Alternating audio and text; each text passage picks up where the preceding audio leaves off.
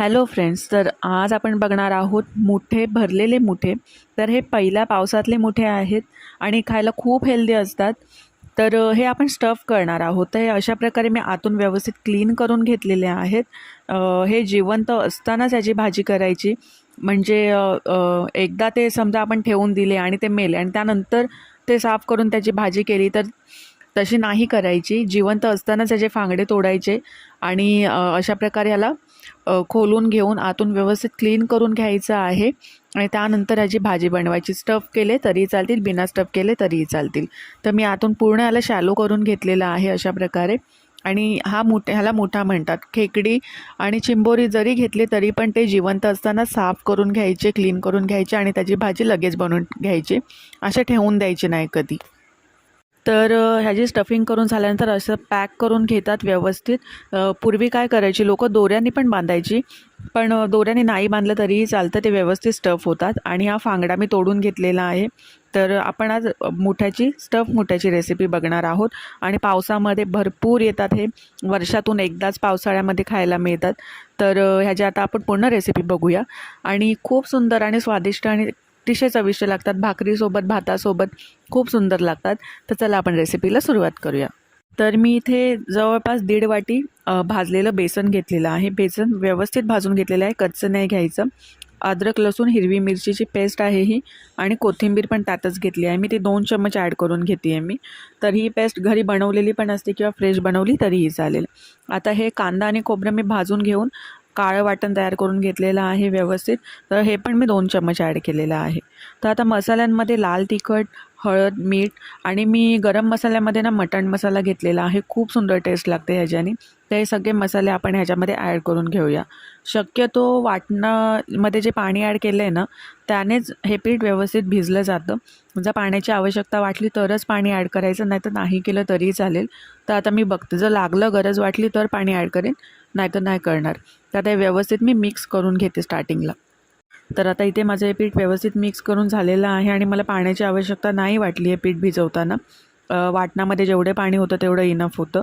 आणि अशा प्रकारे थोडंसं स्टिकी करून घ्यायचं आहे. ते अतिशय कोरडं नाही करायचं. अतिशय कोरडं केलं तर काय होतं, पीठ सुक्कं सुक्कं लागतं घशाला खाताना. तर आता हा जो मोठा आहे क्लीन करून घेतलेला जो वाटीसारखा भाग आहे, त्याच्यामध्ये मी पीठ व्यवस्थित दोन्ही साईडनी भरून घ्यायचं आहे आणि मधल्या साईडनी असा व्यवस्थित त्याला स्टफ करून घ्यायचा आहे. कुठे आतमध्ये असं हॉलो नाही राहायला पाहिजे. व्यवस्थित स्टफ करून घेतला की जी दुसरी साईड असते ना, जो आपण पॅक केलेला भाग असतो, जो काढलेला असतो तर हा व्यवस्थित त्याला वर ठेवून घ्यायचा आहे आणि थोडासा प्रेस करायचा आहे. तर त्याला दोऱ्यांनी बांधला तरीही चालतो तो भाग. जेव्हा आपण शिजवतो तेव्हा मोठा जी वाटीसारखा भाग आहे त्याच्यापासून वेगळा न होण्यासाठी, पण नाही केला तरीही चालेल.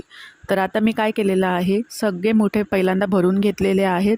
आता एक एक करून त्याचे पॅकिंग करून घेते. म्हणजे दुसरा साईड जो आपण काढून घेतलेला आहे तो मी भरून घेते अशा प्रकारे. तर खूप इझी आणि साधी सोपी पद्धत आहे. तर जेव्हा पण मोठे बनवतात टोमॅटो नाही टाकायचा, किंवा चिंबोरी खेकड्यामध्ये पण. तर मी एक मोठा कांदा घेतलेला आहे व्यवस्थित आणि 2 ते 3 चम्मच तेल घेतलेलं आहे. त्यात तेजपत्ता आणि थोडंसं हिरवं वाटण आणि काळं वाटण ॲड करून घेतलेलं आहे आणि व्यवस्थित मिक्स करून घेतलेलं आहे. तर आता मी याच्यामध्ये हळद, मीठ, मसाला ॲड करून घेतलेला आहे आणि तसंच ह्याच्यामध्ये मी 1 मोठा चम्मच गरम मसाला ॲड करून घेणार आहे. तर गरम मसाल्यामध्ये मी जो मटण मसाला आहे त्याचा वापर करते. जर तुम्हाला मटण मसाल्याचा वापर नसेल करायचा, नॉर्मल तुम्ही कुठला तुमच्या घरातला गरम मसाला यूज केला तरीही चालेल. तर आता हे व्यवस्थित मिक्स करून घ्यायचं आहे. लक्षात ठेवा, कुठल्याच चिंबोरी, खेकडा किंवा मुठा ह्याच्यामध्ये टोमॅटो नाही ॲड करायचा, चव बिघडते रश्श्याची.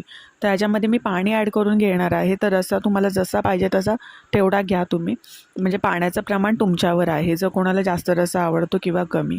तर आता उकळल्यानंतर काय करायचं आहे, गॅसची फ्लेम स्लो करायची आहे आणि जे पण आपण स्टफ केलेले मुठे आहेत ना, ते एक एक करून थोडेसे अंतरावर असे सोडून द्यायचे आहे त्या रश्श्यामध्ये. गॅस फास्ट असताना सोडायचे नाही, नाही तर ते पटकन असे सुटले जातात. तर हे सगळे मोठे एक एक करून मी ॲड करून घेते. तर मोठे ॲड केल्यानंतर राहिले आपले फांगडे.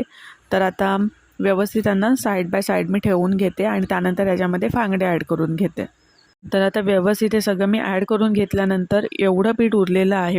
तर उरलंच ते ह्याच्यामध्ये असे छोटे छोटे गोळे करून हे तुम्ही टाकू शकता, किंवा याचे डुबुक वडे केले तरीही छान लागतात, जर हे पीठ जर एक्स्ट्रा उरलं असेल तर. तर आता व्यवस्थित मी याच्यामध्ये हे ॲड करून घेते आणि थोडं मिक्स करून घेते. तर माझ्या अंदाजाने ही कढई थोडी छोटी पडेल. मी दुसरा टोप घेते. तर मी दुसरा टोप घेतलेला आहे. यात व्यवस्थित रस्साही बसलेला आहे, फांगडे पण. तर आता याला मी स्लो गॅसवर व्यवस्थित झाकून मस्त वाफ येऊन देते 15 ते 20 मिनटं. तिथे 15 ते 20 मिनटानंतर आपले मुठे रेडी आहेत. आणि याची ग्रेव्ही कोणाला जाड पाहिजे असेल तर जास्त आटवलं तरीही चालेल, कारण याच्यामध्ये आपण बेसन पीठ टाकलं आहे ना, तर बेसन पीठ आणि ग्रेव्ही व्यवस्थित जाड होत जाते. तर मी थोडंसं कमी जाडसर ठेवलेलं आहे, मग कारण भातासोबतही खायला होतं. तर इथे रेडी आहेत आपले मुठे.